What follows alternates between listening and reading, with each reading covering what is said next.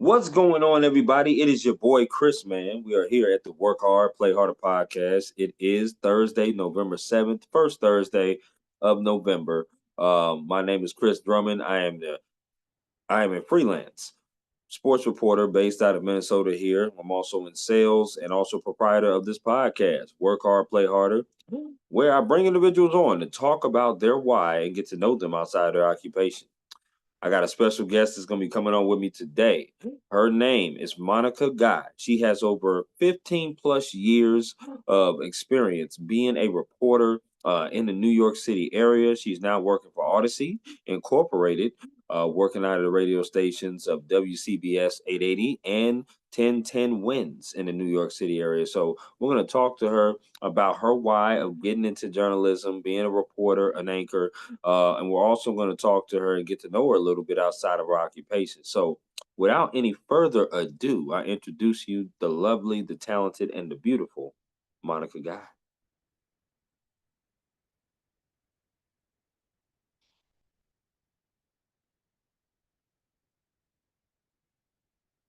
Can you hear me? I certainly can. How you doing today? Good. How are you? I'm doing good. You look absolutely lovely. I just want to say that, right? Oh, thank you. You are very Thank you. welcome. Thank As do you. you. Thank you. Well, I certainly I try. don't, I mean, it's not, I don't know if not it's right for me to say you look lovely, but you do. No, thank you. I appreciate that. I mean, listen, I didn't try too hard. I put on a hoodie and a t-shirt. So, that's just what I like to do. I like to be comfortable. But I hear that. thank you so much Of for course. accepting my invitation on being on my podcast, Work Hard, Play Harder. How's your week going so far? It's been crazy, as you can imagine. It's just been do. I've had the last what's today, Thursday. So I had yesterday off and today off. So that's been, kind of nice. Yeah, absolutely. No question Mm. about that. Coming off obviously a very important week of news. Absolutely. Absolutely. No Your question. voice, your vote, your voice. Absolutely, Hmm. absolutely. So I want to reiterate to you, Monica, why I wanted to have you on here on my podcast. And one is because you have an abundance of experience being anchor, reporter on radio. I think it's over 15 plus years of experience. Hmm. I'm in year six, almost seven of this thing, of just covering Awesome. different sports. Thank you so much. I appreciate that. And I love hearing people's stories. It's rare that Hmm. we get a chance to sit down ourselves and tell our stories, right? Because we're always talking about a story. We're always being an advocate for the people and a pillar in our communities, Mm. right? You on Hmm. radio or doing your thing, however you do it, anchoring and reporting as well. Like we don't get a chance to sit down and have these conversations. And Mm. it's one of the reasons why I wanted to create a platform like this where I get to talk to not only different journalists, but different people in all types of genres of occupations of work to just know their why and know their story. So I'm very excited to talk to you. No question about Well, likewise. And, I'm humbled that you would invite me on. So thank you that. Okay. for the invitation. Absolutely, absolutely. And Monica, I always start my podcast off the same way with every guest, and that is the first question of what is your why? Why do you do what you do? Did you have any role models growing up? Did you have any inspirations of people that you wanted to inspire? Like, but what is your why of getting into the journalism industry? So, that's a really good question. What is my why?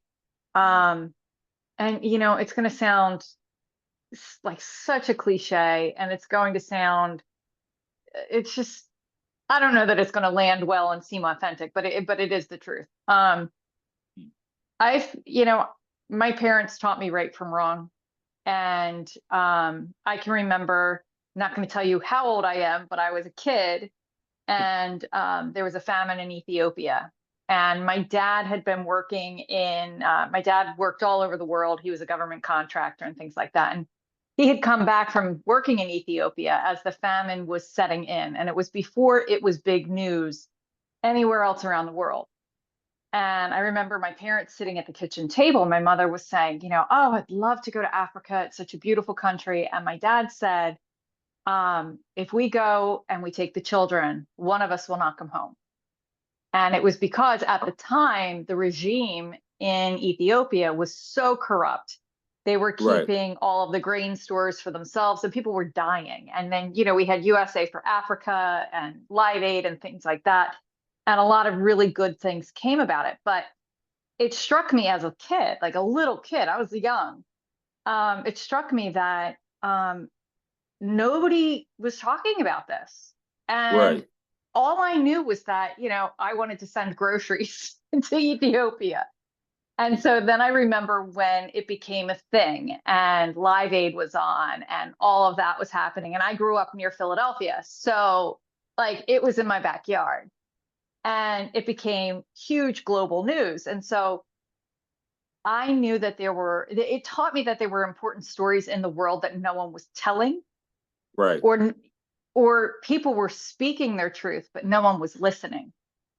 So my dad's sense of global awareness and my mother's sense of global awareness, and they're good people. I mean, my parents are good people. Mm. But you know, they taught me you have to stick up for the underdog. You have to tell stories people might be uncomfortable to hear because the Right. truth is the truth and the truth will never change. Yep. So, you know, what like that's what I feel in my gut when I go to work every day, still to this day. Hmm. And let me tell you, I tried doing other things. I went into pharmaceutical sales and made a boatload of Hmm. money. Hmm. At the time, you know, I spent it all since then, but um, you know, I couldn't do it though. I couldn't, I just couldn't do it. It was driving me nuts. And I remember I had gotten married and I had my first child, and there was, you know, breaking news that came on. And I called my dear friend who is a producer at CBS, and she and I had come up through the ranks together. And by this point, I'm a stay-at-home mom, right? I'd been home for like a year or two. And Okay. I call her. I'm like, it's 11 o'clock at night. I'm like, they got him, didn't they? They got him. They got him. She's like, shh, shh, shh. Yes, yes, yes. I'm in the control room. Be quiet. So it was like Right. the juices started flowing, and I was like, oh, I've got to be back. And so actually 2 weeks later, I was back at one of the stations I had worked at in my 20s.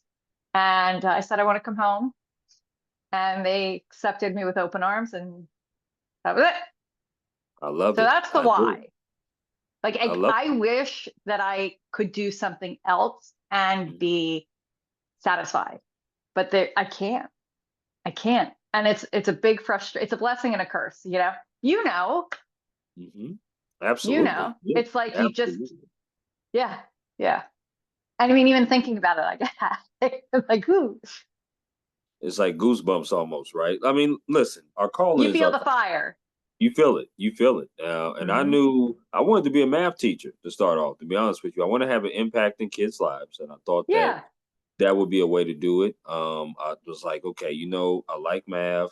I like this coaching thing. I was coaching a little bit of basketball. Hmm. Um, as a high schooler, my senior year, I was coaching JV or helping out to coach the JV team. So That's great. I was like, yeah, this is going to be awesome. And then I realized I had to do calculus, and I was like, hell no, I'm not good with that. I said no to That, that. hmm, hmm. So Yep. that went out the window. So then, as you get into college, as I always tell my young boys out here, 'cause I'm in my 30s, Hmm. um, high schoolers and especially because they're so curious of every time I go and cover them, they're asking me questions. I'm like, listen, try everything, do everything in the journalism Hmm. sense. You find out what you like to do, you find out what you don't like to do. But Hmm. any kind of dedication you have when you're practicing out here for your teams, you got to have that same dedication in journalism too. Oh, It's yeah. very tough to have it starting out because we know that it's low money, which we'll definitely get into later into this conversation we're having. But Hmm. just tell them to make sure that it's not really glitz and glamour. Like sometimes people see, and I'm sure you get it, right? That Monica Hmm. got the beautiful woman on TV that's talking about different news topics and all this, that, and the third, but they don't know the behind the scenes of what you got Yeah. to get yourself prepared there, and how many people help you out to do that too. They just don't. Absolutely. They don't know. Uh-huh. Don't. Uh-huh. It's funny, you meet someone and they're like, "Oh, and what do you do?" And you say, "Oh, I never know how to say what I do because I don't want it to sound arrogant, but I don't know how to describe it, so I just say, "Oh, I'm in broadcast news." And that's just, how Right, I say it usually. right. And you And know what? Go ahead. I'm sorry. Go no, ahead. no, no, no, no, no. What were you gonna say? No, I was gonna say, you talked about that arrogance, and I had a few guests before on the podcast, and I was Mm, like, you know what, you gotta have a little bit of arrogance to you yeah, to kind of do this job. you And do. I've never really thought about that until, yeah, you really do. You gotta have like, I'm the, for lack of a better term, I'm the shit. Like literally, Absolutely, you gotta absolutely. have that, like kind of like Uh-huh. mentality about yourself a little bit, because it's like, Uh, it's so many people that's lined up that's ready to take your spot, that's mm-hmm. probably gonna come in with that attitude. So, and Mm-hmm. that it's not like trying to have like overconfidence or be like, oh my god, No, it's too but much. you But have you to know who you are, and right, you have to be prepared. You right, have to know your story better than anybody else. no And it's question. not just a matter of like, okay, I know I've read my script and I've practiced, I've rehearsed and da da da da da. Sure, It is no, you got to know that inside and out because there is a natural confidence that comes out of it. Like it's like when you know what you know. Like you feel it in your bones. And when you know something like that, then you're confident, you're powerful in sharing that message. And if you have like an anchor, if you're in the field and you're reporting and it's a live shot and it's this horrific situation, sure. and the producer, because I've been the producer in the booth, and they say to the anchor, stretch. And the anchor's like, oh, I got a tap dance. Okay, Monica, what about blah, blah, blah, blah, blah, blah, blah. Right. If you haven't prepared and if you haven't figured out what's going on the scene, you're not going to be able to have that comfortable dialogue, and you're going to be like deer in headlights. So Absolutely. yeah, No I mean, question and I about think that's certain, it's like a healthy confidence you have to have. it. And I mean, Mhm. it is a little arrogance. I think it's certainly not to compare what we do to what a surgeon does. Sure. But I imagine like a surgeon has to have a touch of arrogance to Yeah. cut into a human. Without question. Not that they're jerks, right? But Right. they have, it's a, I don't know how to put it, but you're right. Yeah, No, a no, pinch of absolutely. arrogance.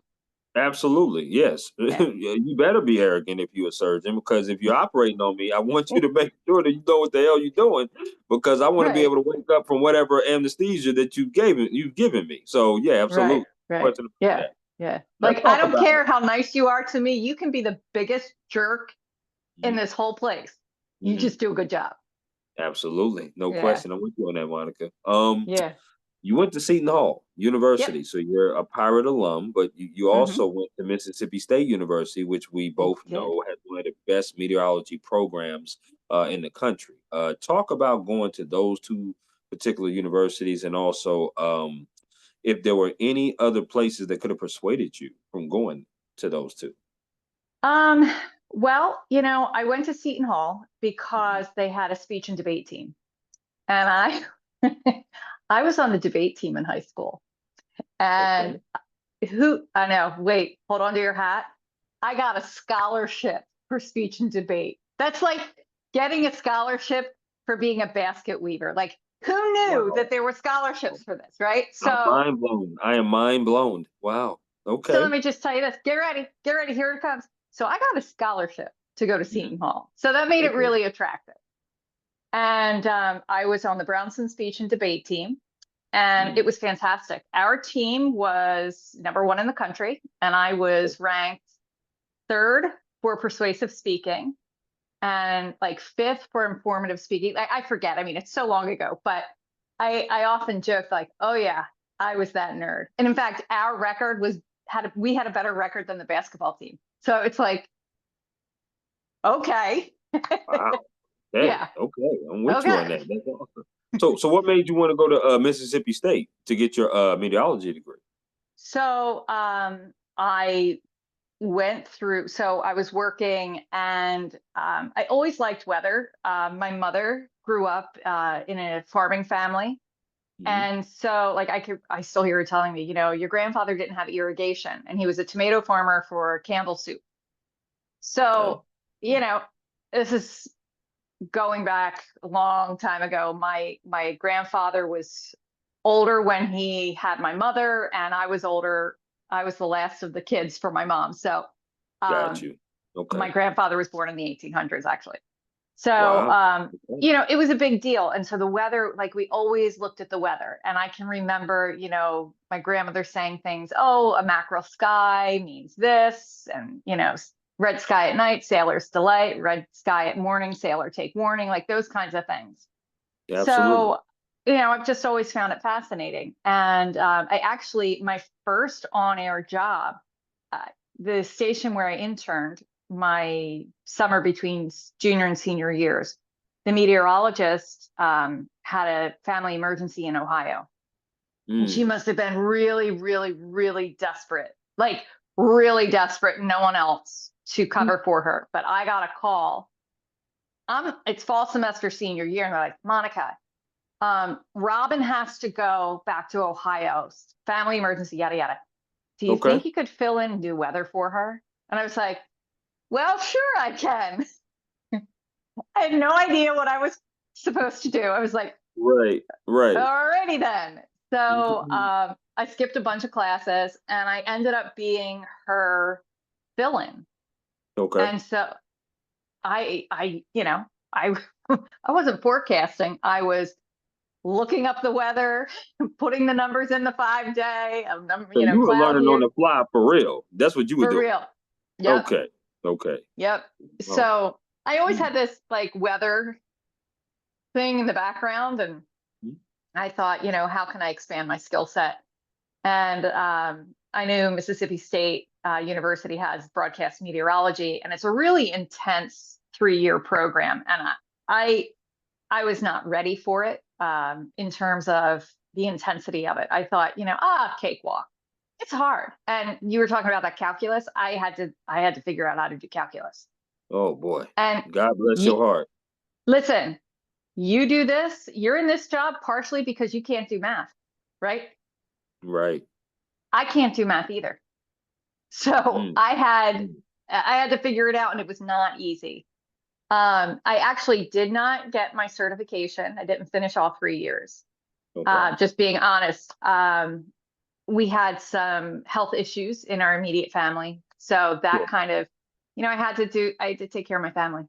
My daughter Absolutely. was not she had a rough start to life. So that took my attention, and then, life gets in the way and time passes, and I just haven't Absolutely. finished it up. So, but I did Absolutely. learn a tremendous amount, and it has made me a better reporter, especially when it comes to like severe weather. Absolutely. I love that. I do. I Mm. appreciate the transparency as well. On here with Mm, Monica Guy, from Wins 1010 and I believe WCBS 880, if I'm correct on correct. that. Yes. On the Well, WCBS 880 just closed up shop about 3 or 4 weeks ago. So yeah. mm, So we're owned okay. by Odyssey. And Odyssey. yeah, after several decades on the air, I think it was like 60 years on the air, programming changed at WCBS 880, Got unfortunately. you. But I'm still at 1010 Wins, which is the most listened to radio station in the country. It is. No question about that here on the Work Hard, Play Harder podcast. I want to ask you some favorite questions, Monica. Yes, shoot, go for it. You just give me the 411 off the rip. Are you ready? I hope so. Okay, Yeah, let's I'm rock with it. ready. I'm ready to Okay. go. All right, let's go. Favorite meal you like to cook? Something easy. Right now, favorite meal. I'll tell you what I made for dinner tonight. I made baked chicken breast with balsamic vinegar on it, fresh broccoli, and a quinoa and rice blend. So that's what's dinner tonight. Well, it was dinner. Monica, you gonna have me pull up to New York City when I come visit now. Hey, I'm gonna you have know to what come I see do you. make? I'll tell Yeah. you what my favorite meals make. I make an amazing Thanksgiving. I really do. I make a great turkey with, the stuffing inside, homemade stuffing, the way my grandmother Okay. always made it. Okay. Usually we have about 11 vegetables on the table. There's that farming background, Yes, and absolutely. pies, pies, pies, pies. Okay. Well, I don't know about Thanksgiving, Come on over. but I definitely would pull up to New York City. I'm coming to see Monica Guy because I like All what you. right. Well, my door is always open to you. I appreciate that. I appreciate it. Favorite concert you've ever attended? George Michael. Wow. Okay. That had to be iconic to go to one of his concerts for sure. Oh my God. He is my favorite artist ever. So I saw him live when he was in the US, like in 2008. And Mm. it was the most, and it was in a stadium, but it was the most intimate. It felt intimate, you felt like you were at a little club and he's singing, and his voice was better live than I've ever heard it in a recording. He was, oh, such a talent. One of my favorite songs of his, because he has a couple that I like as well, but the song he did with Elton John, "Don't Let the Sun Go Down." That's one of my favorites for sure. Um, Hmm. that's a classic one for sure. And Yep. then every time I think of George Michael, I think of one of my other favorite artists, which is Phil Collins. Phil Collins, Oh, is probably one of my favorite artists of all time. Probably top. he is such a great talent. He is, and to think that he came from being the drummer of Genesis to being a lead singer. That's crazy. Yeah, I know. It's like talk about the guy in the back, like the Mhm. last shall be first kind of thing. Right. Right. Absolutely. I love that. Hmm. I love that. And by the way, I'm not much of a huge cook, but tacos and chicken, I can whip that up good. I can whip up I tacos and love chicken pretty good. tacos. Yeah, absolutely. I can whip that up pretty good. That's for sure. Favorite place you've ever traveled to? Um, I Oh, this really must be like a good London. question. I really Mm. like London. Um, Okay. when I was a kid, I mentioned my dad traveled a lot, and so we traveled as well. Pompeii, the ruins of Pompeii in Italy. I'm actually Mhm. taking my kids and my husband, we're all going in the spring to Italy. So that's one of the stops because I want to share it with them. And then Maui. Maui is just like the ecotourism is outstanding. So it's hard Yeah. to say. I like those three places a lot. Definitely got Italy and London on the bucket list for sure. Maui, I've been to. No doubt. Oh, That's been amazing. It is amazing out there. yeah. I would have said not Costa Rica, but Cabo San Lucas. Oh, really? Great. I've never been there.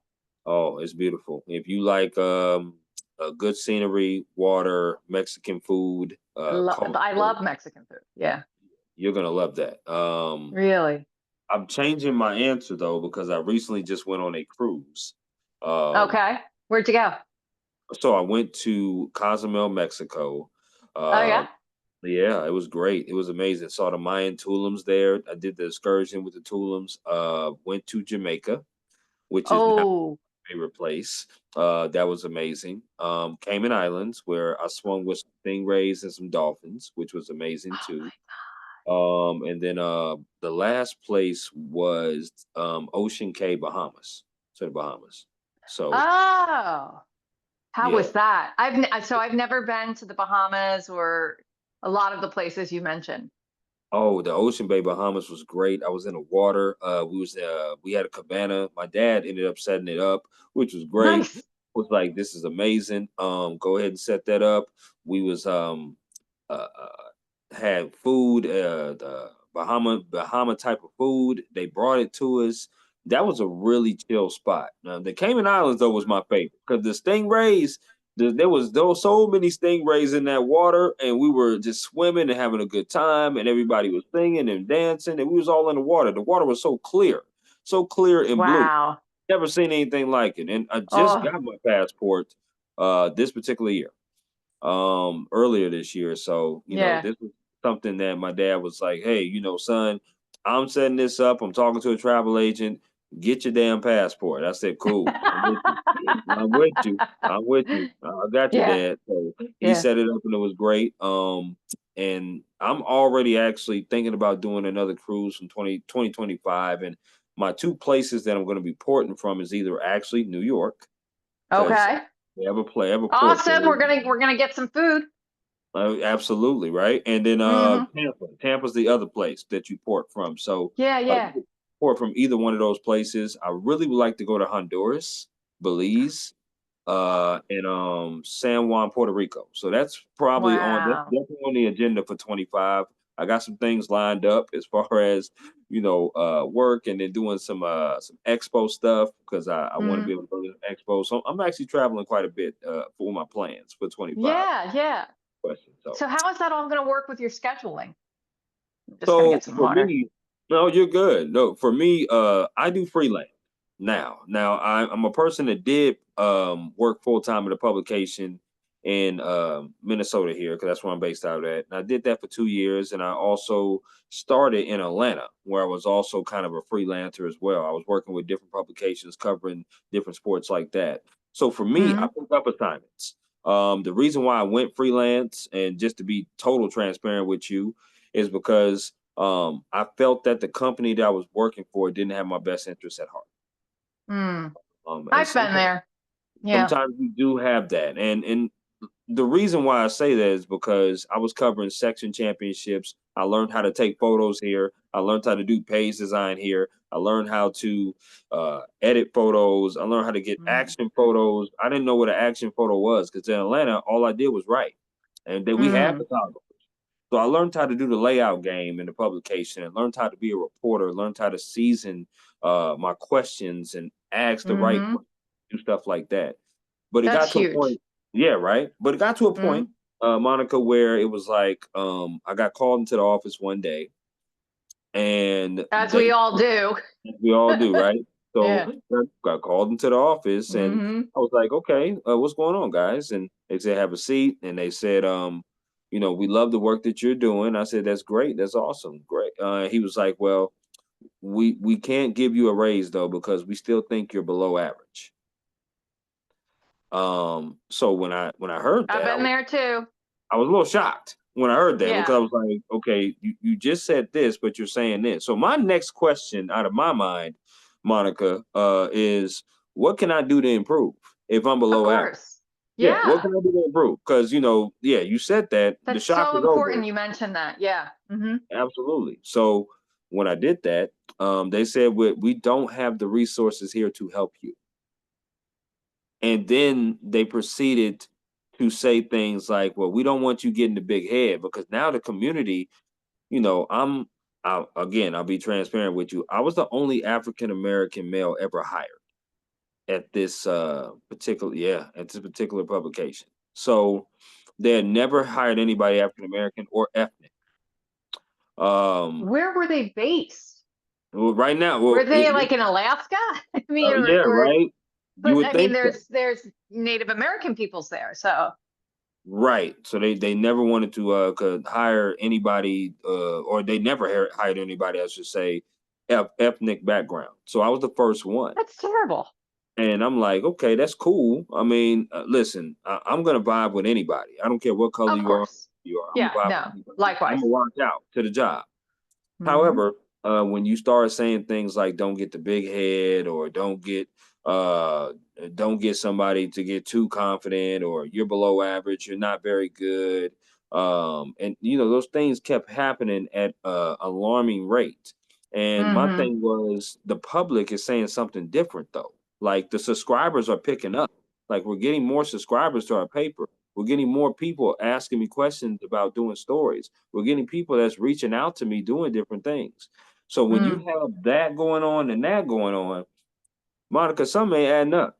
Mm. So yeah, Mm. it's not adding up. So to Mm. that point, I had to make the decision to exit stage right because taking Good abuse for you. doesn't make any sense for me to do. And yes, I had to find a different job, which I do a full-time job in sales myself, but I still cover sports on a weekly basis. Sometimes I cover the Wild. Sometimes I've covered different high schools that people want me to help out and cover their games or college games. So I'm still active, and I'm also now Good. podcasting more. So yeah, that's pretty much my journey as well of why I do what I do. It's uh, first of all, thank you for sharing that because that is frustrating, I'm sure, to go through. And it's frustrating to hear because the number one thing, like, look, nobody likes getting called into their boss's office or anything like that. But when it's a constructive conversation, when it's like, okay, so I want to be the best I can, and I'm still, I am starving. I'm not just hungry, I'm starving. I'm starving to be better. And Yep. you sound like the same. So it's like when you get called in for a meeting like that, it's like, oh my gosh, I'm so glad you told me. Please tell me how to fix it because I want to be the best I can be. Yep. And when an employer says, "Meh," and yet you have data to show that you're doing well, Yep. you did the right thing. I not the same, obviously, not the same situation, but I had a Sure. situation where it's like you're set up to fail. And it was early in my career. And I remember it was a very mutual parting of ways. And, it was devastating at the time. I thought I'd never work in the business again. I was just crushed. And I mean, just devastated. I remember driving home, hyperventilating, and had to pull over because I was crying Wow. so badly. I couldn't, my vision was blurry. And then I Yeah. got home and I was so mad. And the first thing I did was went online and found agents and jobs and just called and was relentless. And I ended up getting, and this is the other thing, like, and I'm not telling you anything you don't already know. You always want to be good to work with Sure. because the people that's how you network, and it's like a community. Like we are a community. Yes, we So are. one of the people in my community worked in the accounting department at a Fox affiliate in Baltimore. Got me an interview. I got a freelance producer gig, and I was making twice as much money. So every time I've been treated poorly by an employer, I've always ended up on top. And I know you will as also Absolutely. because it's karma comes roaring back. And when you have a heart that is for public service like you do, Mhm. you can't help but have good karma come back to you. I appreciate that, dear. I really do. Absolutely. It's the truth. It's amazing to, it's amazing to hear that always. And like I said, I really do appreciate that. And listen, we all have to go through this business of the cycle of either someone telling you no or someone Mhm.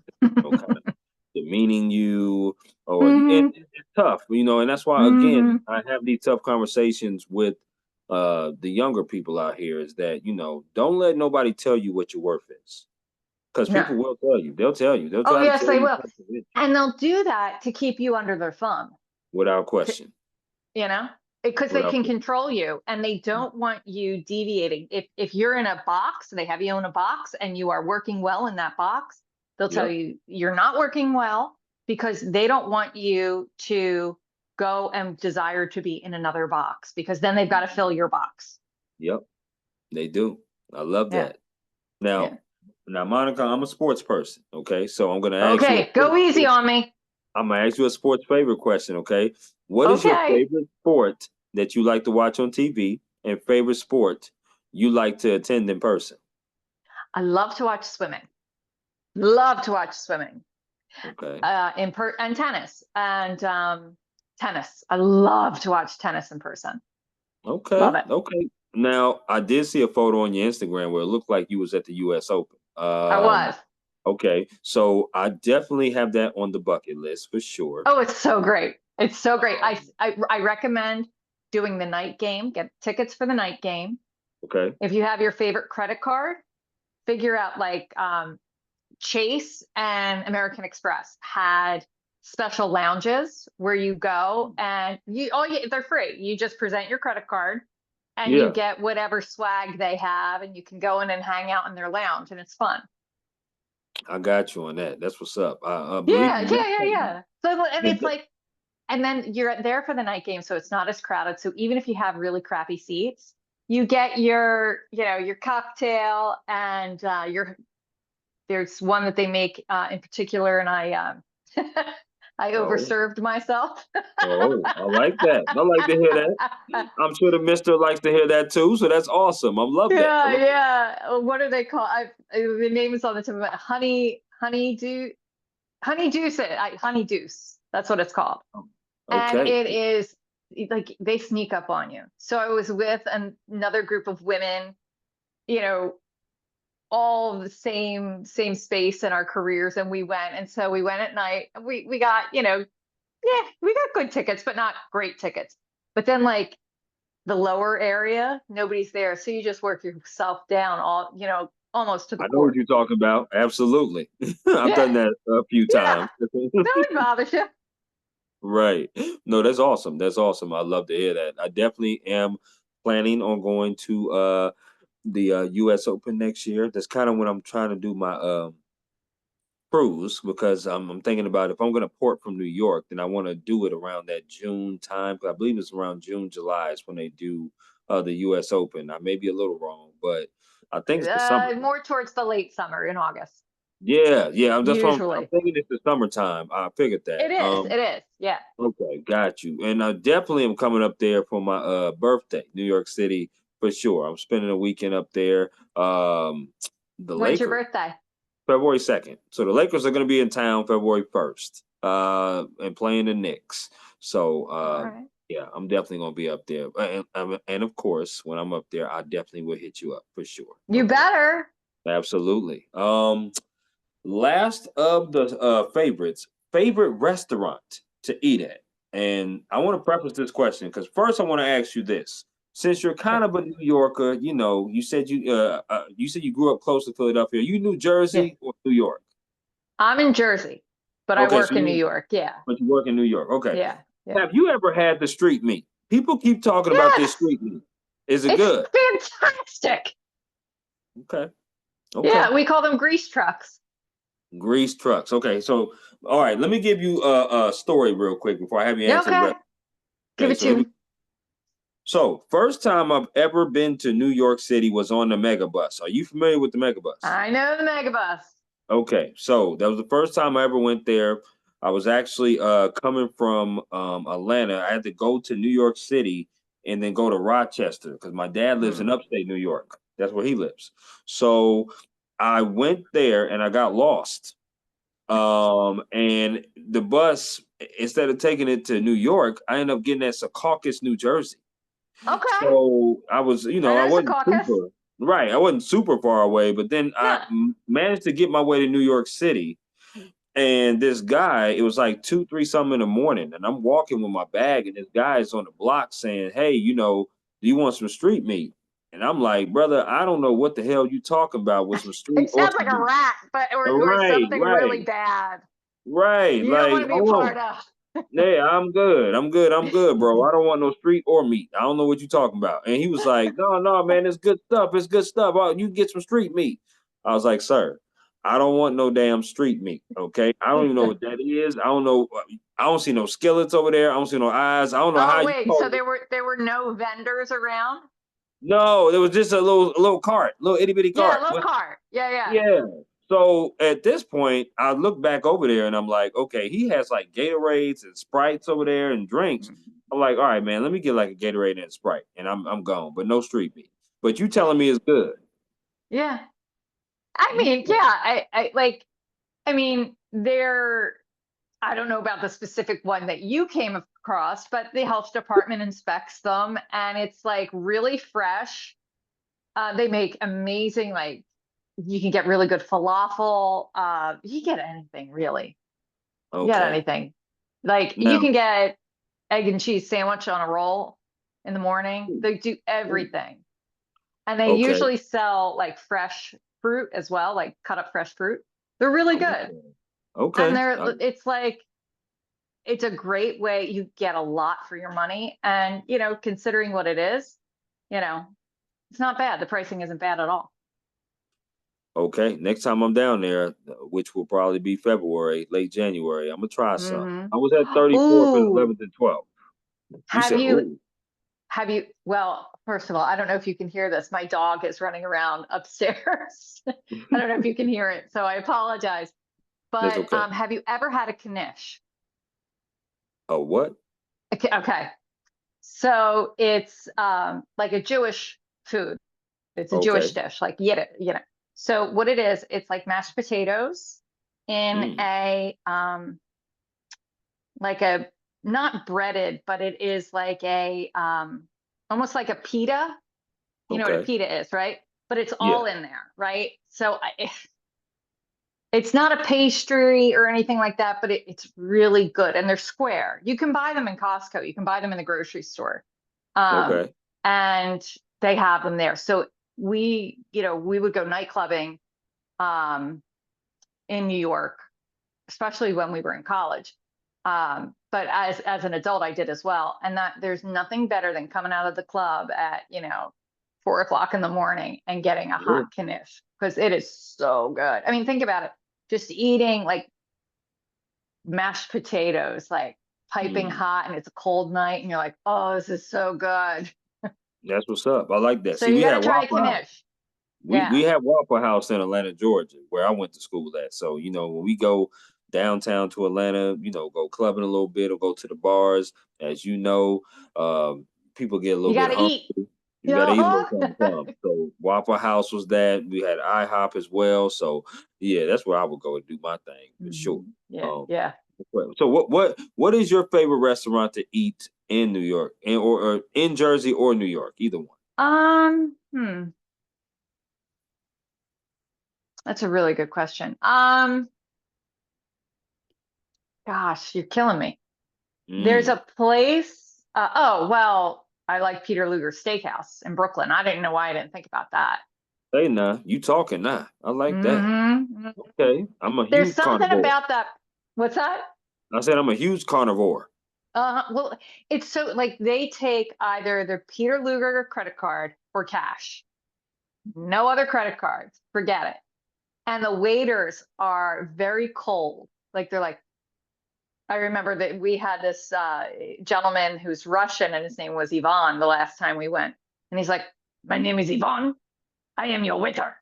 And I was sitting there, was like, okay. But it's like, it's so New York, Right.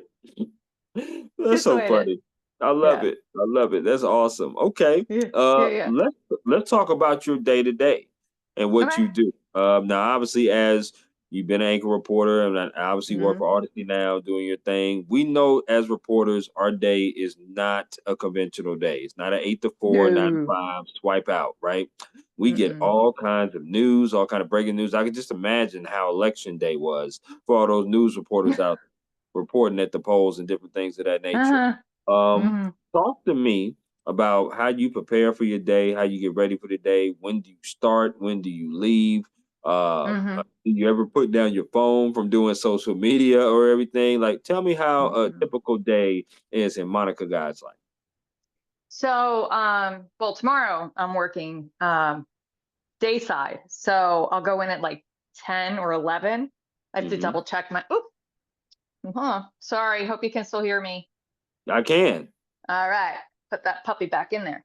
Um, so, I've got to drive into the city, which for me, it takes like 40 minutes, which isn't bad at all. I mean, I hit it at the right time. Traffic, otherwise, it could take you 2.5 hours to get in. So, thankfully, we don't work conventional hours. So, you don't have to deal with that very often. So, Sure. I will check in about 2 hours before my shift starts. I'll check in with my editor and I'll just say, hey, what's going on?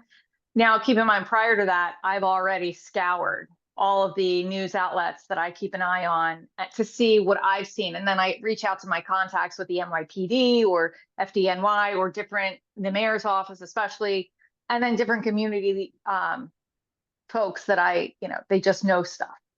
Mhm. So I will have done all of that. And if there's something popping, when I have that conversation with my editor, I'll say, hey, listen, I talked to so and so, and this is what's hitting, in the Bronx. And, they'll say, okay, that's great. I don't have anything better than that. Or they'll say, you know what? We really want you to head over. There's, a 5 alarm fire in Harlem. We need you there. And it's like, okay. So I take my car. I have press credentials on my vehicle, so I can park where I need to. I don't have to worry about that. and I go to the scene and I take my, now that I'm doing radio, I just have a voice recorder. It's a special piece of equipment and I have my mic. And, thankfully being with Wins, I have terrific access. So Cool. when Mayor Adam, yeah, I mean, Wins is like a New York institution and I'm really, it was fantastic. I was looking at, there are different, um, organizations that rank and they have a chart of media outlets and where people are in terms of being far right, far left, Right. unbiased, and things like that. Right. And 10 Time Wins is right in the middle, unbiased. That's So good. that's important, right? Yes. We're human beings. We all have a natural bias. That's of course, but you know, you you take yourself out of who you are as a person and you just report the facts. And that's what 1010 Wins does. Absolutely. So, like Mayor Adams' office will always take my questions first because there's that everyone in the city listens to Wins. So, that's fortunate for me. So, I have great access.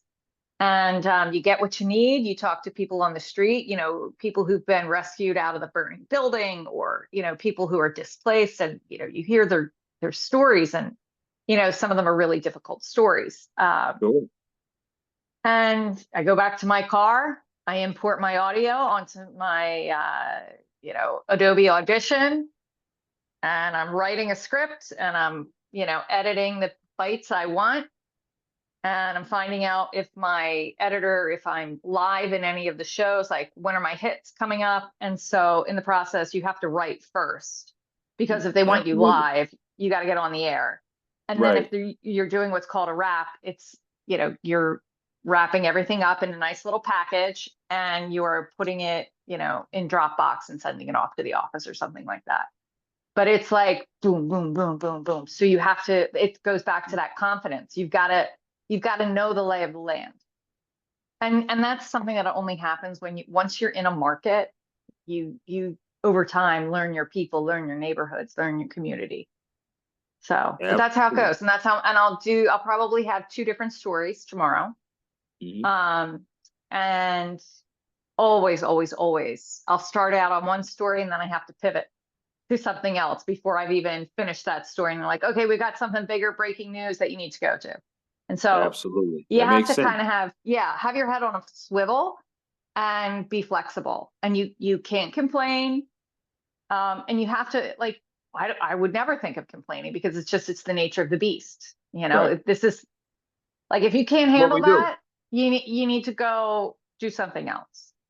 Oh yeah, it's what And we you get do. that adrenaline rush, Absolutely. I mean, I do sports, but sports is, but there are still breaking sports stories out there. Come without on. question. Without Yeah. question. And for me, I've shied away personally. I shied away from news because of the hard news stories, and that's actually some of a Mm, great segue of what I wanted to ask you about because you did yeah. say there was some difficult stories. We love the Yeah. soft news stories, we get that, but the hard news stories.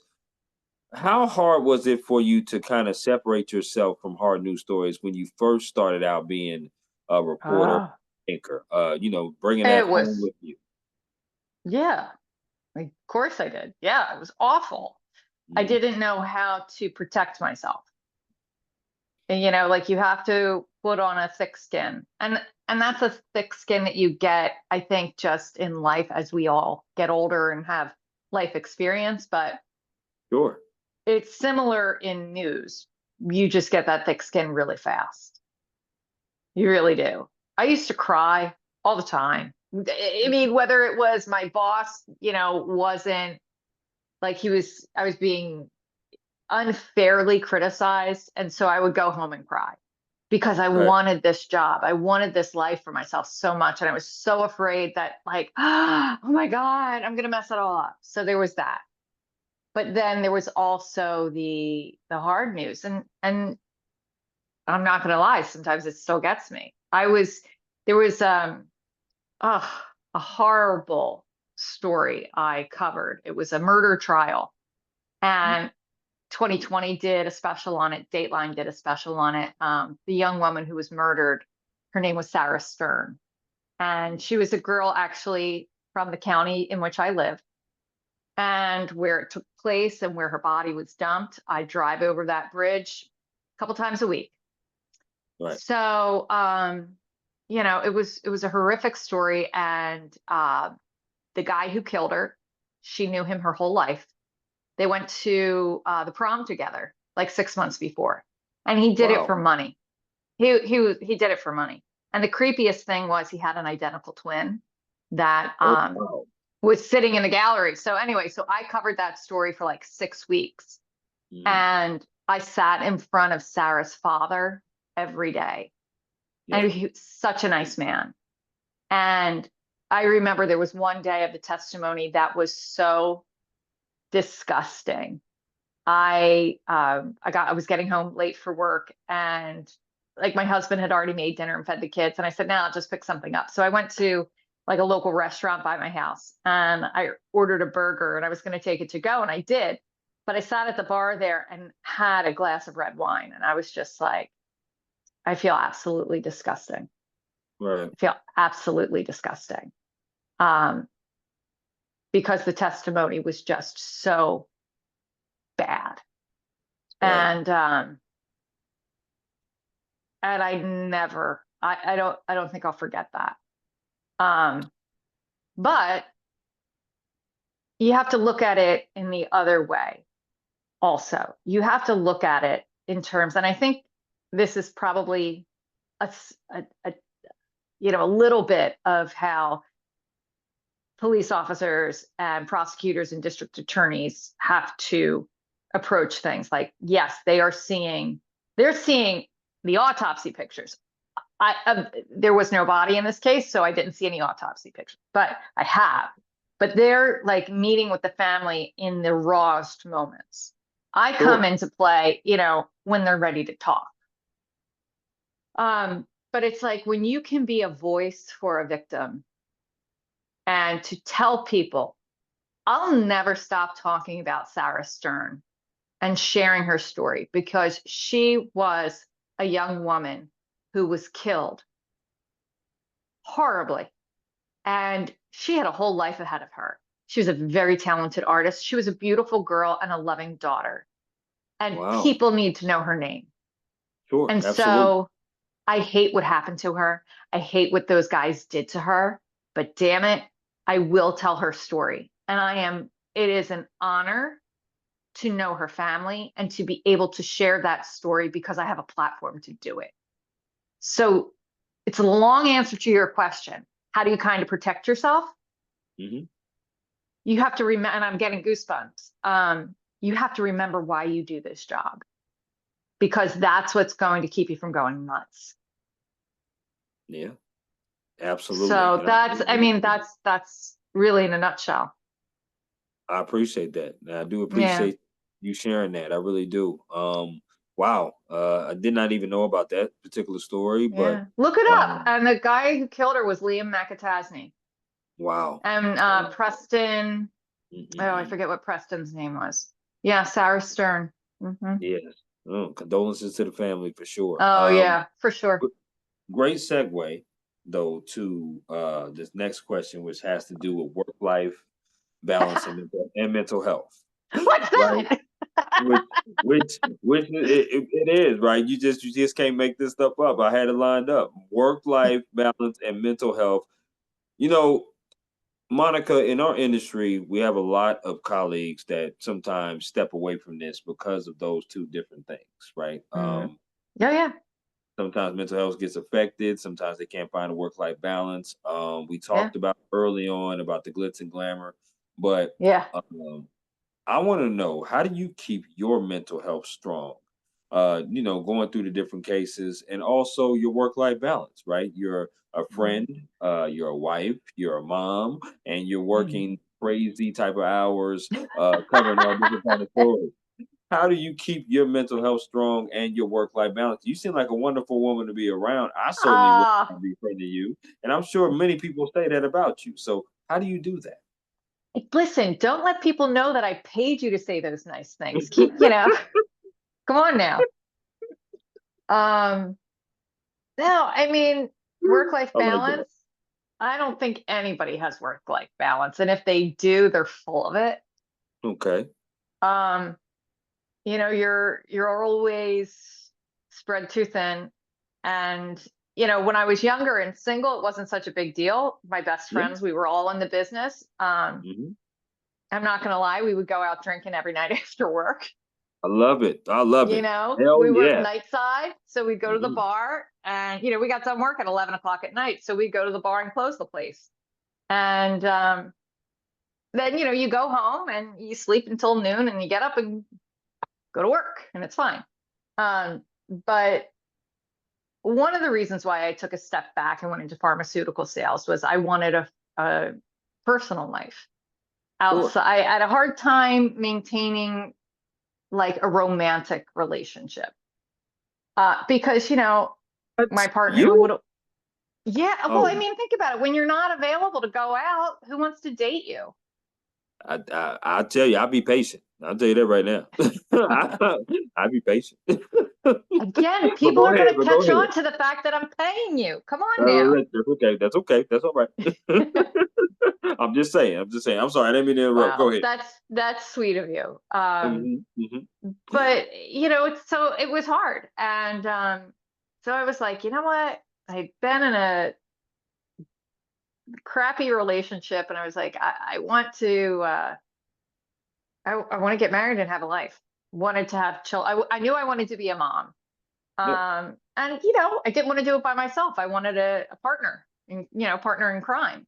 Absolutely. So I met my husband when I was actually I was still in news, That's awesome. I but love that. it was because I was working overnight shifts. It wasn't such a big deal because I would work 3 days a week.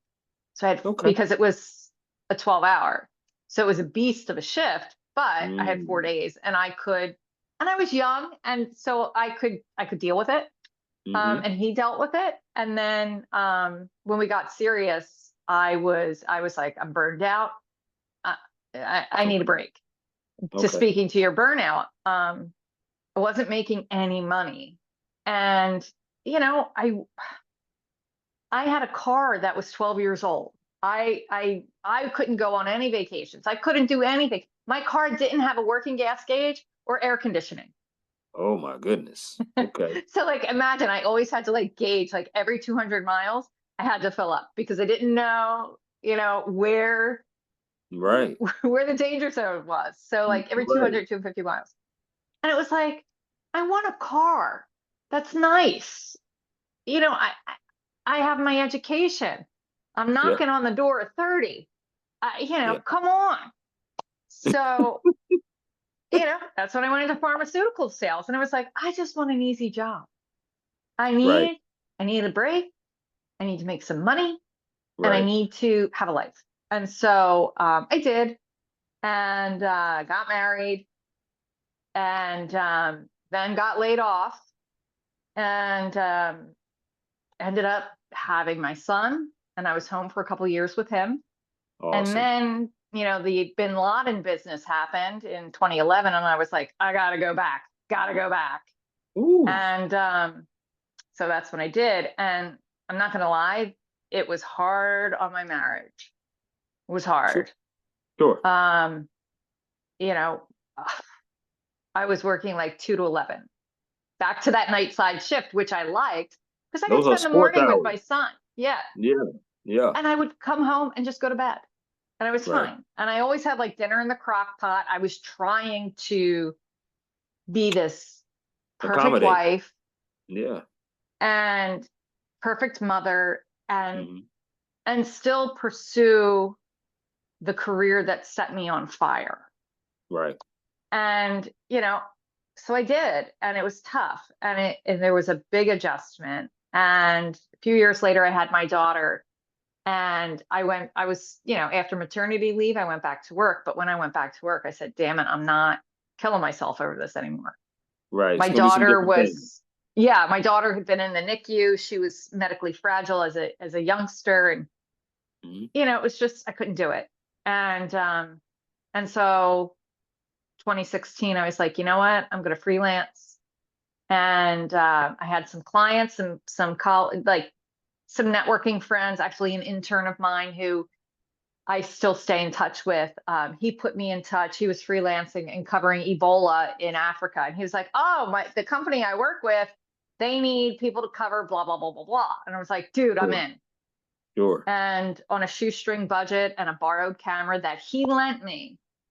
And I taught myself how to edit. I taught myself everything because I wanted Okay. it.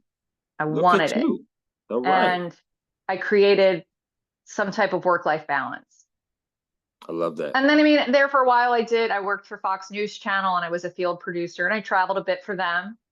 But my husband didn't seem to mind them because that paid me well. So Absolutely. he's like, Absolutely. oh, you got really good health insurance for the family and nice salary. I won't complain as much. So, Well, and he's listen, mellowed and we've worked it out, you know.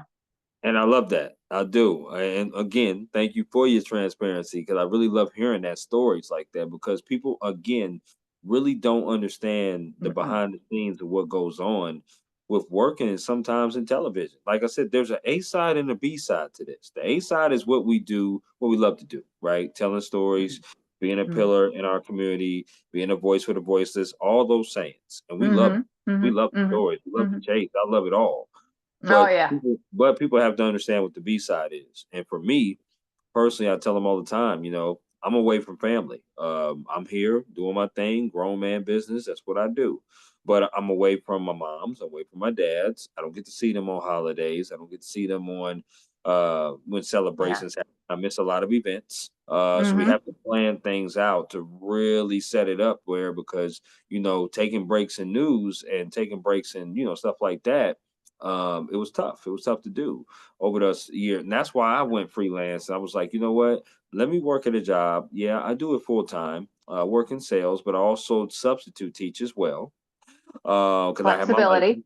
I have my license for that and flexibility and be able That's to amazing. pick up different assignments because Yeah. I want to have more control over what I want to do. Because like you said, at some point, I would love to be a husband to somebody. I would love to be a father to somebody. I would love that. I mean, I do. But it's going to be difficult because nobody wants to hang out Tuesday night at midnight. That's So, what I meant earlier. Like right. it's hard to maintain a relationship. It is. People, No it gets question. old real fast. It does. So Yeah. that's why I went to like the freelance route. Like say, okay, I'll pick up this, I'll pick up that. Okay, the latest I work now is 8 o'clock, which is great. If I don't, or I should say 8:30, because we close Mm, at 8. Regardless of that, and then we'll go about our business and do what we have to do. But people need to know the A and B side before mm. you make a decision that's decisive. This is a fulfilling career. It's beautiful. I love it. I wouldn't Oh, trade it for nothing. But you have to know everything that comes with it. And before you mm-hmm. make a decision, that's what you have to do. You have to think about it all. So another great segue though to another great question, which is advice. You kind of talked about it. But what is some advice that you would tell an intern, a postgraduate that just graduated out of college, or Mm, someone who's been in the someone who wants to be like my age, right, in the 30s, mm, that mm. wants to be in this journalism field? What kind of advice would you give an individual?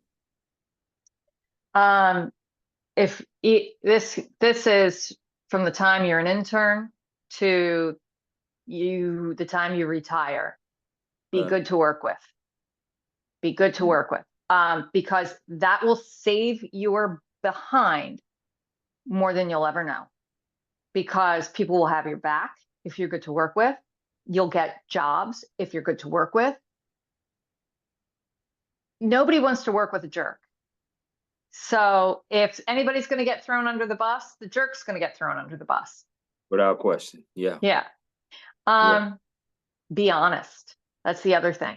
Be honest, because if you're not honest with like what you tell your boss or things like that, or what you tell people you work with, no, they're not going to trust you to tell the story accurately.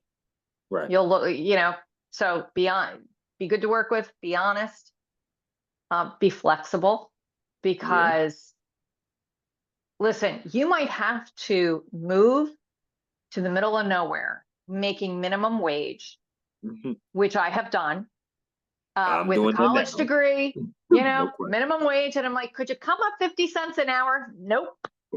Sure. And so, okay. Um, so, be flexible. Get it, even if you're never going to make money in the beginning. You're never going to Right. make money. So suck it up. Suck it up. Consider it a paid internship. Suck it up. Move, because if you're making less money and you're moving to the middle of nowhere, rent's going to be a hell of a lot cheaper. And so what? You might have to tend bar on the weekends, or you might have Right. to have a roommate to split the rent. So Right. what? You're young. Go do it. Have an adventure. And, take it all, have fun with it. You got to have fun. Make Absolutely. friends with your colleagues. Go out. When you've had a rough day at the office, go have, hang out after work, whatever you want to do. Right. You don't have to go to a bar, just do something. And really enjoy the ride, because it's a wild ride and we get to do some really, really cool stuff. Absolutely. Wonderful advice, Monica. It really is. And I love asking that question. People ask me all the time, like, how has it been since you've been covering sports? I mean, you got to understand where I started from. And I always tell them that. I said I started from going on a mega bus to Knoxville every 4 hours, working Sunday through Thursday full time, having 4 classes online, and just doing an internship that was unpaid. And I would pay the megabus Oh, $5 one way and $5 another way to work at one of you their were spots. losing money on the deal. Right, I was losing money. So you got to understand where I started from. Right, I was sending my uh published articles in school out to 25, I think, no, it was 30 different Mm-hmm. publications in Atlanta, Georgia before I Mm. graduated. And I was like, these are my published stuff that I've worked with my magazine, with my newspaper. I've done radio shows. Two of them actually responded back. And that's how I started doing the football stuff for them and doing basketball, lacrosse, and baseball and all kind of sports and stuff like that. You have to Mm. understand the grind, and you really got to know that, okay, look, Mm. uh, it's not going to be all roses. There's some Mm. decisive decisions that you're going to have to make. I think the main thing that what I tell my young kids out here, and I say, if you're going to go for a journalism job, especially the ones that's graduating college, there's three things that you want to do. Number one, you got to take a visit. I tell What do them you that mean, all to the the time. to the market? To the Yeah. place where Yeah, you're yeah. applying. Oh, yeah. Yeah. Do not ever sign yes for something that you haven't seen. I That's a always good say take a visit. advice. Take a visit. Because one, you got to learn the landscape of the place. You got to learn the Mm. landscape of your coworkers. Is it a toxic environment that you're going to be in? If they're willing to have you, then they should be willing to fly you up there and go up there and be able to meet with them. Now, then number two, I always say, look at the rent and the housing. You know your pockets Yes. better than anybody. So you know what money you have. You know what money they're willing to pay you. Do you want to eat goddamn top ramen every night? Or do you want to be able to make some food for yourself? Right. So don't take a job where you know that that's just out of the question. So you have to be able to look at the rent, look at what you're going to be spending, and look at, because I always say save, splurge, and spend. And my dad, and my mama said to me one time, "Ain't splurge and spend the same thing?" I was like, "No, not in my mind." Because splurging Mm. is what you want to do, spending is what you need to do. When I spend something, like when I say gas money, the tank is damn near empty. I need to spend Right. money. When I want to go on Right. a cruise, that's splurge. I don't need to go on a I cruise. like that. So those are the things that I tell my young kids out here. And then the last thing I always tell them is that when it comes to time off, you need to let them know time will be taken off. Find You need out to how say, much PTO you get. right. You need to be able to let them know, okay, I want to be able to not feel like that I can't come to you and talk to you when I need a day or mental health day or a day where I just need, to go see my family because I'm flying out of town. So if I'm Yeah. flying out of town, I'm not there. And I tell my young kids that because young kids get real homesick real fast, especially when they haven't left home. Mm. So it You're takes a right. while. It takes a while for them to kind of grow into it a little bit. Now that I'm, like I said, in my 30s, I've been living on my own since I was 20 in Georgia. Yeah. So it's been about 14, 15 years that I've been on my own. So I can adjust to that pretty good. But a 22-year-old or a 21-year-old that just graduated probably can't. So you Right. definitely got to have some kind of boundaries to where you could be like, okay, if I can't go Thanksgiving, can I go see them Christmas? Like have some give and take. And if they're willing to do that, Yeah, you're so right.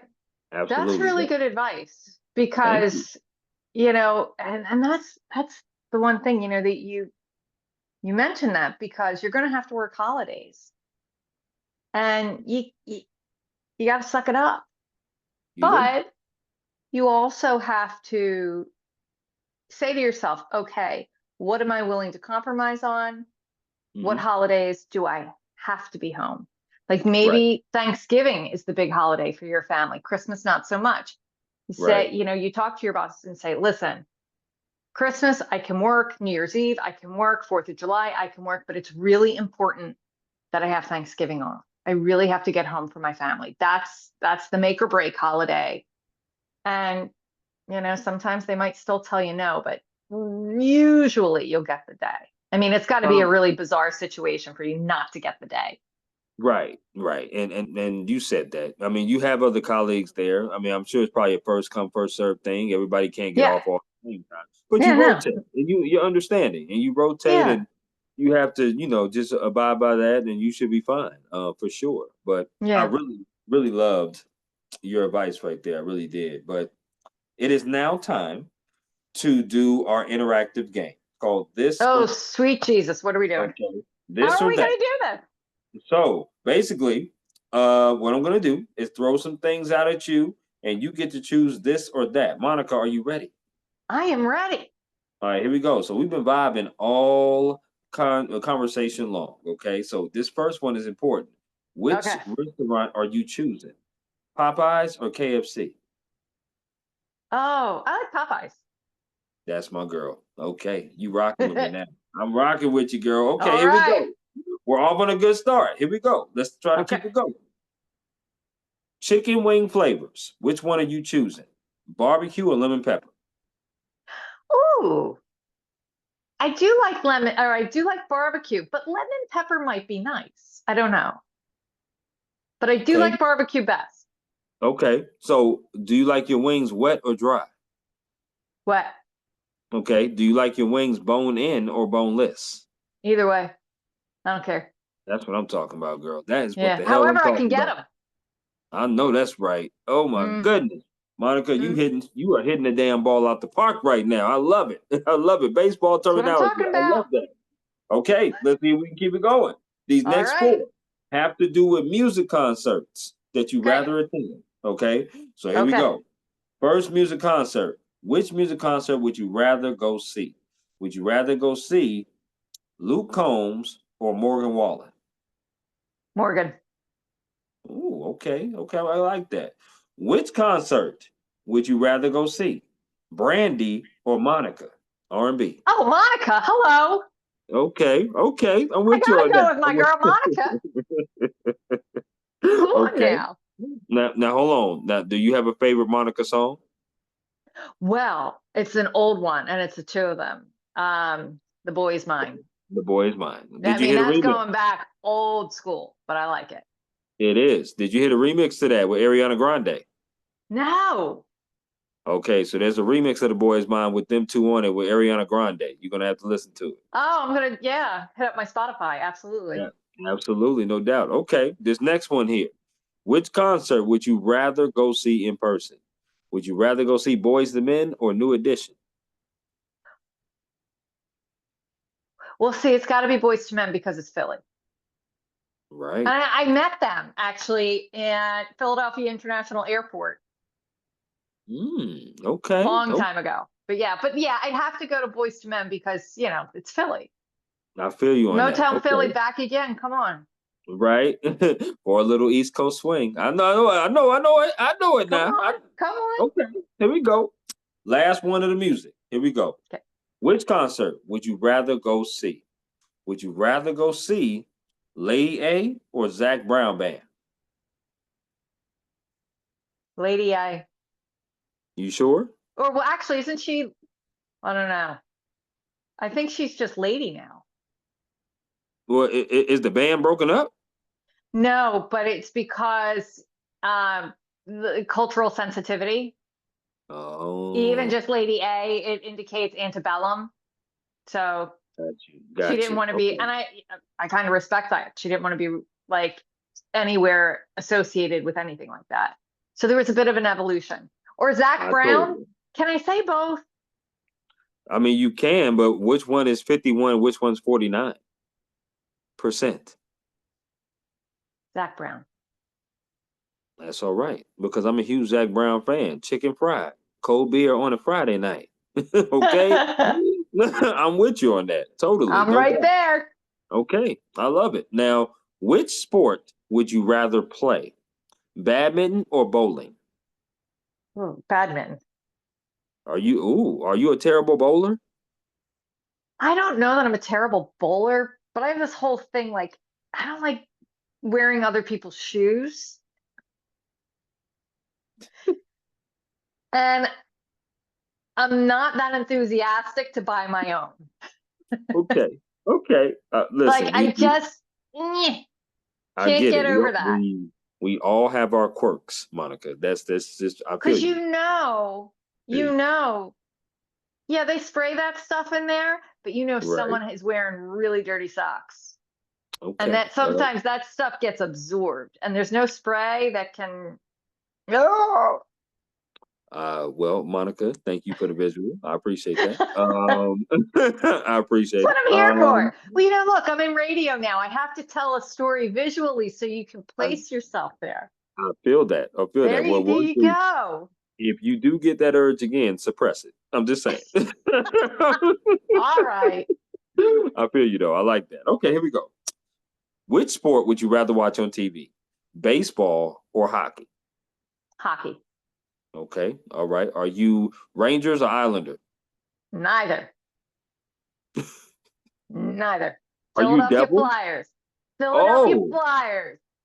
That's right. Broad Street Bullies. The Broad Street Bullies, huh? You Okay. got that right. Got you. Okay. That's what's up. Mm-hmm. Are you Knicks or Nets? Neither. Are you the Sixers? I am the Sixers. Wow. Okay. Well, let's not talk about them because they're not starting off. Okay. I feel you on that. Are you Mets or Yankees? Well, okay. So I'm going to say neither, but if the choice has to be them, I'm going to say the Yankees. Okay. So you're a Phillies girl too. Absolutely. Okay. I like that. I respect that. 215, Listen, stand up. Stand I up. 215. I like that. mm-hmm. I have family in Listen, Philadelphia. you do? I do. Yep. Where about? 52nd and Florence is where they reside. Do you So know what neighborhood that is? Like what section of the city? yeah, it's gonna be the Southwest Philly. Okay. Okay. Yes, yes. So I I have think my family over there. husband lived somewhere around there when he was in school. Okay. Shout out to your husband, Mr. Guy. Shout out to him. No, he's not Mr. Guy. Oh, he's not. Uh-uh. I'm sorry. Uh-uh. I did not change my name. Oh, Mm-mm. sorry. No. I'm I am sorry for the assumption. philosophically opposed. Okay, I feel His you. last What? name is Herman. Okay, never mind. I like Guy a lot better. No, no disrespect. No I disrespect to do him. No too. disrespect. Okay, no disrespect to him. No, that's Yeah, what's yeah, up. yeah. I like that. We got Yeah. three more of the this or All that. right. Okay. Not favorite, but do you like desserts? Yeah.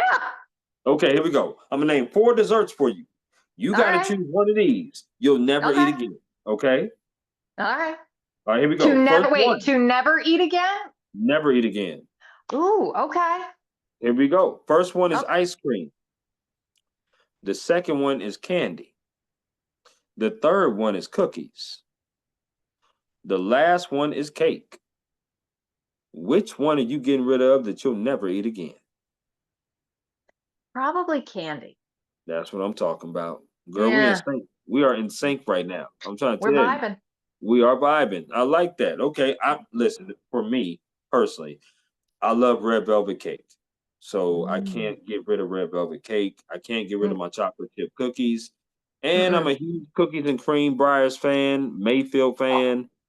So that's you I too? love cookies and cream. Oh my Hmm gosh. hmm Monica, what Like is it's one going of my top three that I love. I if love. if we can just make a duplicate of you so that we can just have myself and Monica, that'd be great. That'd be amazing. Ah, That'd be amazing. well, Oh, likewise. The that, Mutual Admiration Society. that's amazing. Awesome. Okay. Do you like potato chips? Yeah. Okay. Same format. You got to Okay. pick one of these brands that you will not eat again. Okay. Okay. Here we go. First one is Lay's. Uh-huh. Next one is Ruffles. Mm. The third one is Doritos. The last Ooh, one is Pringles. Which one are you Pringles. getting rid of? Oh Pringles I hell. can get rid of. Mm. Oh hell no. You did not just say Pringles. Oh. Why? Uh, well, first of all, I would probably get rid of the Lay's. Are you a salt and vinegar person? No. Okay. I mean, I've had them. Like, look, I eat them. I like them. But if I had my choice, Yeah. I'm a purist. And if I'm eating chips with dip, I want some ridges. So But Ruffles if, probably one. right? Hmm. But if I'm, let's say, sitting outside with a glass of wine, and Hmm. potato chips really go well with like a Cabernet. So I sound so ridiculous. So I will eat Lay's with a glass of Cabernet. Okay. Isn't that like the I like it. most like bougie thing you've ever heard? I like Uh my Cabernet with Lay's potato chips. yeah, it's a little bougie. I ain't gonna lie about that. Listen, I'm just agreeing with But you on that. it But wasn't that's my okay. fault. That's all right. So I have an amazing friend. Um, he's a gentleman who's older than me. He's an amazing guy. And we will have sometimes wine o'clock. He's actually a neighbor of mine. And Right. so wine o'clock consists of potato chips and red wine in his backyard. Okay. And so Wow. that it So was, you're and a it's, Cabernet person. yeah, yeah. I Okay. like a red wine that has like it that's dry. I like a dry red wine. Okay, because I'm a huge red wine. I'm a wine connoisseur. I love wine. Really? Yes. What's your favorite? Oh, definitely red cab. Anything with a Cabernet for sure. But I do also like Mm, Moscato. I like Pinot as okay. well. Yeah. Pinot is very good. The reason why I got into wine is because I had some wine tours back in Atlanta, Georgia, where I went on and Really? different. Yes, absolutely, because it was something different. I've never went on one before. And I wanted to go on a wine tour to try some different wines. It was the first time I ever tried chocolate wine in my life. I was like, I've never heard of it. yeah, and neither did I to that experience. But I was like, okay, I'm gonna leave Wait a chocolate. second. My cab and chips is bougie, and you're drinking chocolate wine, and that's not bougie? Hey, listen, I'm just agreeing with what you just said. Okay. I'm a little. I listen. I'm mainly not bougie, but I'm a little bougie when it comes to wine. You can get me on a good wine. No question Yeah, about that. yeah, yeah. I'm a huge Hennessy person though. Give me my Hennessy and I'm set. Hennessy, VSOP, Crown, Mm-hmm. but Hennessy's number one. Hennessy's Mm-hmm. number one. That's me. Well, now see, I may be bougie, but I do love gin. There you Gin go. is my drink. Gin There you and go. I like Hendrix. Hendrix just came out with this really good gin. It has elderflower in it. It is like a gin you can just sip, just on the rocks. Just sip it, sip some gin. Like you don't need to do like a gin and tonic with lime or whatever. Just a sipping gin. It's so good. And you said the brand is called Hendrix? Hendrix. Yeah. Okay. Mm. That's like for special occasions, I'll drink Hendrix. Or if I'm out for a special thing, like I'll have Hendrix, I'll say, Hendrix and tonic extra lime. But if it's like my everyday gin, I like Tanqueray. Tanqueray is pretty good, no Yeah. question. I definitely will have to try that, and I will get back to you how good that is for sure. No question about that. You did pretty good on this or that, Monica. You did really Okay. good. Okay. This next question, I love asking reporters. If you wasn't a reporter, or in the journalism business, what job would you have pursued, and why? What career path would you have went down? Okay, so the career path I would choose if I was able to do math and was not in journalism, I probably would have liked to go into medicine. Okay. Yeah. I like that. I like that. Yeah. How about you? Oh, Teaching, definitely. math teacher. No, I think theater for me. Theater. I'm a huge musical buff. I love musicals. That's also one of the reasons why I want to come to New York as well. I want to see something on Broadway. Oh, Um, you've got so to. yeah, Oh, I love it. I really do. I really appreciate the artistry of them acting. I also, like I said, oh, love musicals as well. Raisin in the Sun is one of my favorite plays. Um, but Hairspray is one of my favorite musicals. Rent, Wicked. Wicked is probably top. oh, I Uh, love Wicked. yes, I I'm a love huge Wicked. Wicked fan. Huge into Hamilton. I loved Lin-Manuel. it. I bawled my eyes out at Hamilton. Yeah. Bawled my eyes out. It was amazing. My So husband was like, but I loved it. I loved No, it. no, it's great. It's amazing. I did a couple plays in high school, and I kind of fell in love with the theater bug ever since. Mm. The plays I did was Les Miserables and High School Musical. So Cool. yeah, cool. This is awesome. I would like to, see some more plays and just be able to, see some different stuff like Phantom of the Opera. I got a chance to see Wicked, and then one of my underrated plays is Annie. Which Oh, I didn't see Annie, but I saw the movie.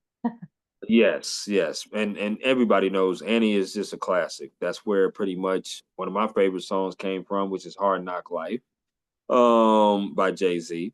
Yeah, That yeah. Come on. so yeah, there you go. So yes, theater would be mine for sure. Okay, that's awesome. Well, when you go to the city, check out TKTS.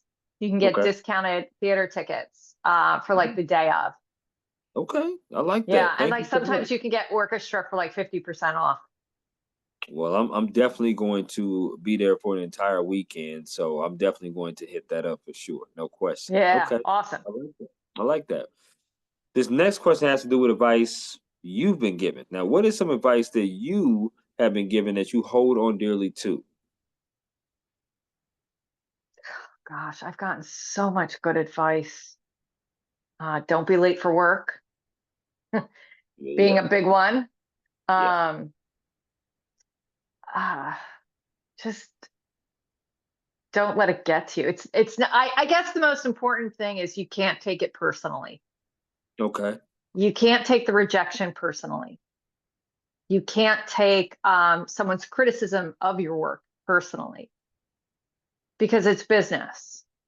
You yeah, know, it isn't like what we do is not playtime. It's like, this isn't let's be friends. This is work. right, And the only way you'll ever get better is by listening to the criticism and not taking it personally. Because if you take it personally, first of all, it'll devastate you. You know, sure, I had a news director tell me once, I had worked on something and I was so proud and I really wanted this promotion and I took it into him and he watches the video and stuff like that and he says to me, and I'll never forget it. He's like, you know how some people you see them and they just have that it quality. I was like, yeah, yeah. And he said, well, you don't have it. the hell? He's like, if you work really hard, you might be okay, Wow. but you Okay. don't have it. And I was like,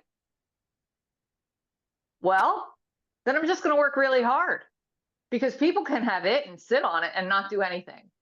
Right. But if someone is determined and perseveres and takes the criticism, learns from it, and makes themselves better, they'll always win out. So, but yeah. And I said, well, you haven't seen how hard I can work. Right. And I left his office and I was like, peace out, Girl Scout. Yeah. And he was just a tool. He was a jerk. But Yeah. but it was one of those things where I did a really good job in my box Right. and he didn't want me to get ahead of myself and go to a different box because then he'd You have to sure fill that. did. Yeah. Saying some So nonsense out his mouth like that. That's crazy. yeah, yeah, but I mean, imagine Like and I was told that, like, after I was in my 30s and had gotten a lot of rejection as it was. Sure. Um, but I was working in Market One. And so clearly the people who had told me that I better just go be a teacher or go, work in a restaurant or go do something else, whatever that may be. Yeah. Um, if I had listened to them, then I wouldn't have been in Market One. Right. And maybe they were right. Maybe they were right. Maybe I was awful at my job. And I know I was at times awful at my job. Absolutely horrendous. But I took an honest look at it and I was like, okay, what can I troubleshoot and fix? I can't fix everything, but what are the big ticket items that I can fix Sure. and make an impact? So, you do. And it's just like learning a trade. Like a plumber doesn't walk into a house and know how to fix broken pipes. You have to learn it over the course of time and you can't get discouraged. So the best piece of advice, don't take it personally. Don't take the criticism personally, the rejection personally, the insults personally, or the snarky people that sometimes you get stuck working with. Blow it Yeah, that's off true. like the Taylor Swift song, shake it off. Shake it off. Just move forward. Don't listen to it. Keep your eye on the goal. Keep walking. I love it. I love it. Let me get a Yeah. top four from you, which is top four, maybe stories or events that you would like to cover. For example, for me, it would be the Olympics. It would be Oh Super. yeah. It would be national championship game, either college football or college basketball, and it would definitely be the NBA Finals. Those are my Okay. top that I would love to do. What is the top four that you would like to do? Oh, okay. So it's kind of twisted. Because I really love um like high intensity stories. So I'd really love to go to a conflict area. Okay. But I can't do that while my kids are young. Can't do it. They need me home and in one piece. And I might not ever get there, but certainly not going to do it now. Okay. Um, I have been to the border, Texas and Mexico. I was in McAllen, Texas for a while. And I've got to say that I would love to go back to.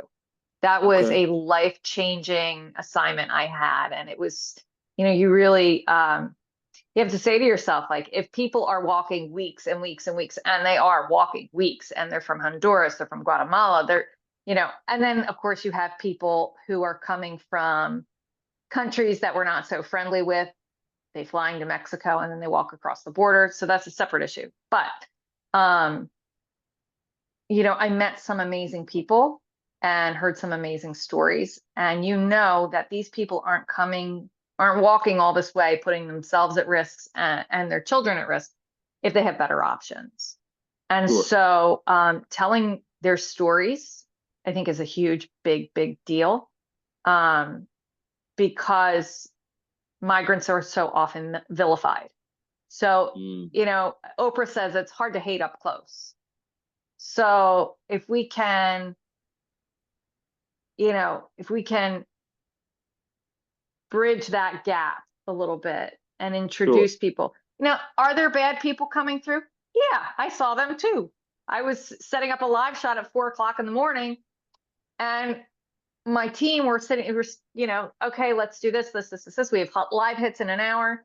And all of a sudden we hear in this drainage ditch rustling in the bushes, and four guys jump out of the bushes and run across. I mean, they were so close we could have high-fived them. We all grab our cell phones and video these guys, and it's dark because it's 4:30 in the morning, and they're running Yeah. across, and they have backpacks. So Wow. they're not presenting themselves to Custom and Border Patrol, right? They're sneaking across in the dead of the night. They had some bad stuff in their backpacks, or that they wouldn't have gotten through any other way. Right. So Right. yeah, right. But so I think to look at the issue more holistically. So I would like to that assignment. What else? I'm sorry, I'm a talker, so I've got these long answers. I apologize. I've got a No, big you're mouth. good. You're good. Don't even Um, worry about it. We vibing. I feel that. So I mean, I've covered hurricanes and stuff like that. That's always fun. Okay. Um, I would have, there's a story I'll never be able to do, but like I always said, I'm going to do this before I die, and I can't because the guy died, the man died. I Okay. always wanted to interview George Michael, Uh, always, because I think he is so underrated and his story, he wrote Careless Whisper, that song that's, it's kind of cheesy, right? But he wrote It it when he is. was 16. He wrote that when he was 16 years old. Oh, I didn't know that. Okay. Yeah. And Okay. his father was like, "Why are you going to sing? You can't sing. You sound horrible." And, he had those naysayers, like, "You can't sing." And it just all kind of came about. And, he worked with everyone, Elton John, Whitney Houston, Yeah. um, Tony Bennett. Like, he worked with Aretha Franklin. Come on, the Queen of Soul. My God, No I doubt. love her. You know, No doubt. he recorded a duet with her in 1986, and he just got better and better and better. And then, he died. So, but I always said I would interview. I would love to have a sit down with him. There's other people I'd like to sit down with too, but Okay. you know, those would be my top four. I love it. I love it. I really do. And listen, Oh, I know. can I Oh, go interview ahead. Barack Obama? Oh, well then, yeah, that'd be amazing to interview the former president. Why not? Right. And Hillary. I went to see her speak once, and I got to tell you, there is nothing like Hillary Clinton when she's fired up and mad. She Okay. got, like, it's just funny. It's awesome. Okay. I like It's that. like All right. Hillary unplugged. I love that. I do. And Mm. I think those are some wonderful people to interview and wonderful things. And I truly hope that you get a chance to go back to Texas and do that and do some of those things. Yeah, yeah, It'd be amazing to do it. We are yeah. coming to the end of the podcast. It's now almost What? rapid fire. Rapid fire. The first thing that comes to your mind, you go and shout it out. Okay. So here All we go. right. Here we go. Okay. Burgers or tacos? Burgers, Waffles or pancakes? pancakes, Favorite color? black or blue. Is black a color? I wear a lot of black. I like blue. Well, I like blue. hell yeah. I would say black is definitely a color. Okay. Yeah. Well, I Uh, like my clothes to match my soul, so black. you don't even lie good. I'm gonna just tell you that right now. I'm dark inside. It's so dark inside. I'm awful. Right. Okay. Favorite alcoholic drink. uh, Gin and tonic, extra lime. Okay. Yeah. Favorite card game. Card? Hmm. Uh, Slapjack. You know, I normally have belt to ass with people that when I play this plus slapjack. I'm just letting you know. I'm just I saying. mean, I don't know. I'm pretty Yeah, good. huh? Am I good at it? Yeah. Yeah. So, you play, and it's like when the jack comes up, you slap the pile, and Right. then you get the That's what I'm cards, right? saying. That's what I'm saying. I'm What? saying I'm belt to ass. Like I be beating people. I be beating people really good. Oh yeah, I beat the hell out of people. Okay. Okay. I got you. Okay. Here we go. Oh yeah. Spades or dominoes. Dominoes. Okay. If you had three people that you can take on a vacation, who would those three people be, and where would you go? Oh, well, I take my two kids and my husband Okay. Where would and y'all go? travel the Any world. any spot in the world. Any spot in the world that you even haven't been to. Money's no object. Ah, Where would okay. you I go? want to go to Antarctica. And National Geographic has a cruise line, believe it or not. And you can go on a decommissioned research vessel and go out to Antarctica with Nat Geo research people and like specialized tour guides. That's like, okay. I would love to do that. You listen, and I would love for you to come back and tell me how that went, because that's probably the closest that I'm going. Well, I know I will tell you how cold it was. Like, look, I don't like the cold, but I'm with you. I mean, like, can you imagine going going to Antarctica on a research vessel with National Geographic. Yeah, amazing. Yeah. I mean that sounds. You're like, you're batshit crazy, woman. I couldn't even hold it in. I'm Listen, sorry. I own my crazy. It's all right. You laugh all you want. Listen, that's all right. I'm embracing it. I'm embracing it, no doubt. Okay, if you had 3 songs or 3 artists that you would never get tired of listening to, they could stay on repeat, who would those 3 artists or songs be? Oh, Jesus. Ah, oh, well, Under Pressure, David Bowie and Freddie Mm, Mercury. mm, That's okay, awesome. okay. Um, Knew You Were Waiting for Me, Aretha Franklin and George Michael.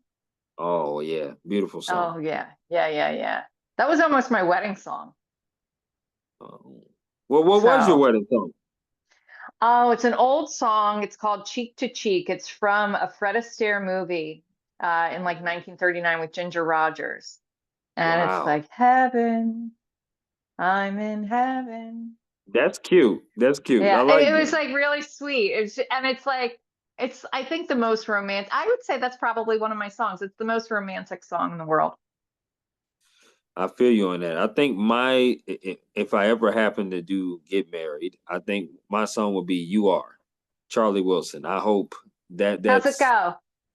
the reason I love, the reason I trust.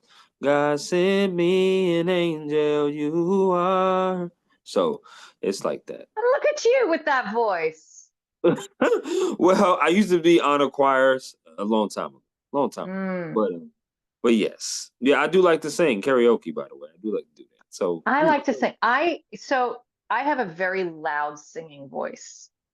And it's no, like, yeah, no, I do. I do. Like I have a I think it's just the nature of this industry. I got have a you. big voice. Hold And on, so what's your my sign? What's your sign? Libra. You're okay. So yep, I vibe with Libras pretty good. I'm an Yeah, what's Aquarius. yours? Aquarius. All right. You Yes. like Yeah. that song? This is the dawning of the age of Aquarius. No?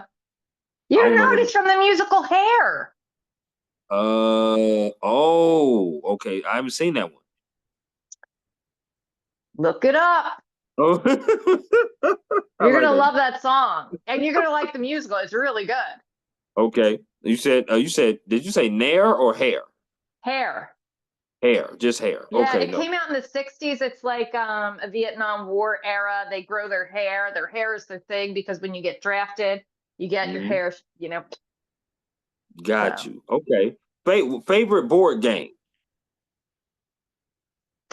oh, Trivial Pursuit. Okay. I like that. Yeah. If they came to you, Monica, and they said you can only do one of these for the rest of your career, radio, anchor, or reporter, which one are you doing? Reporter. Reporter. Mm, Yeah. okay. I mean, I love them all, but I love being in the field. I get such energy from it. You know, it's like New York. You know, you go to New York, you're in Manhattan, you're in Times Square, right? There's a heartbeat. The city has a heartbeat and energy. Like it's and so being in the field and reporting, it's the only way I can describe it. I love it. I love Yeah. it. And this has been a really, really dope conversation. You're amazing. I mean, You're amazing. I cannot say that enough about you. Ah, Listening to your story, listening to how you came into the industry, how you had to step out of the industry, how you had to make difficult decisions, but how you came mm, back into the industry, how you dealt with things through the industry, the great advice that you gave. It really encompasses the kind of woman that you are, the kind of worker that you are, the kind of reporter that you are. I'm a new fan of yours. There's no question about it. oh. And I really do appreciate the time you took out to talk to me and be on my podcast. And I will close by saying this, or asking this, I should say. Is there anything else you would like to add about yourself or the job or anything before we conclude? Just one thing. I think anything in life, you have to figure out what's important to you and what matters. And for me, that's my children. So I shape my decisions. I shape my career now that I'm a mom, and my family, my husband, of course, included. I Absolutely. shape, I shape everything to do what I think is best for my family. And this career is never going to be the best thing for my family, but I do everything I can to minimize the impact.